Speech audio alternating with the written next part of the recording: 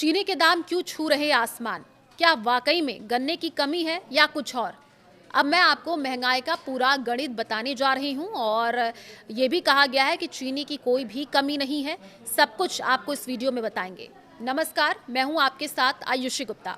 देखिए, पिछले कुछ दिनों में चीनी के दाम लगातार बढ़े हैं। सहारनपुर की अगर हम बात कर ले तो सहारनपुर में भी चीनी के दाम 8 से 10 दिनों में 45 रुपए से बढ़ करके 65 से 70 रुपए तक पहुंच चुकी है, जो आम आदमी की पहुंच से दूर जा रही है। चीनी खरीदने से पहले लोग कई बार सोच रहे हैं, लेकिन चीनी ही नहीं बल्कि गन्ने से बनने वाला गुड़ और शक्कर भी महंगा हुआ है। आज हम आपको इस खबर में बताएंगे चीनी के साथ साथ गुड़ शक्कर पर कितने रुपए बढ़े हैं और क्या कुछ कारण निकल करके सामने आ रहे हैं। क्या आने वाले दिनों में चीनी के दाम बढ़ेंगे या चीनी के दाम कम होंगे?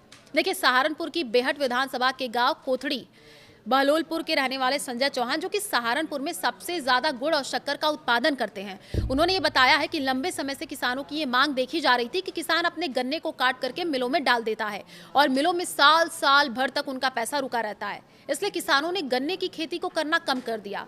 साथ ही हमने भी अपने गन्ने की खेती को करने के साथ उसको मिलों में डालना बंद कर दिया और उससे गुड़ और शक्कर बनाते हैं, जो चीनी से अच्छा दाम होता है और हमारा पैसा हमें तुरंत मिल जाता है। अब किसानों ने गन्ने की खेती को घाटे का सौदा बता दिया है। किसान संजय चौहान ने लोकल 18 से बातचीत की। उन्होंने बताया कि जिस तरीके से चीनी के दाम बढ़े हैं तो गुड़ शक्कर के दाम बढ़ने भी स्वाभाविक है। हम जो गुड़ शक्कर बनाते हैं ज्यादातर ऑर्गेनिक है, ना ही हम अपने गन्ने में केमिकल डालते हैं और ना ही गुड़ को बनाने में।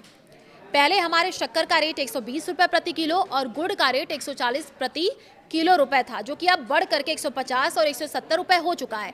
इसके पीछे की कारण की बात कर ले तो गन्ने की पैदावार कम नहीं हो रही है, लेकिन अगर किसान का कोई भी काम घाटे का रहेगा तो उस काम को वो क्यों करेगा।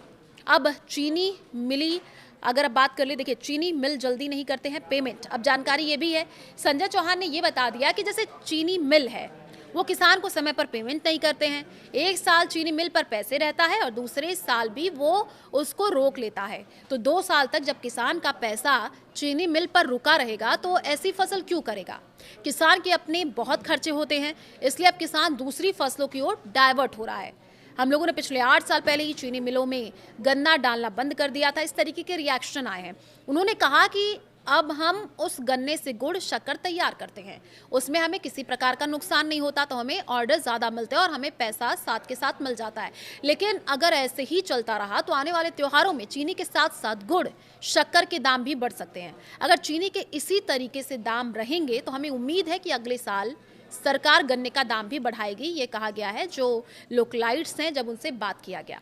अब देश भर में चीनी की कीमतों में आई हालिया तेजी के बीच industry body Indian sugar mills association ने स्थिति साफ कर दी है।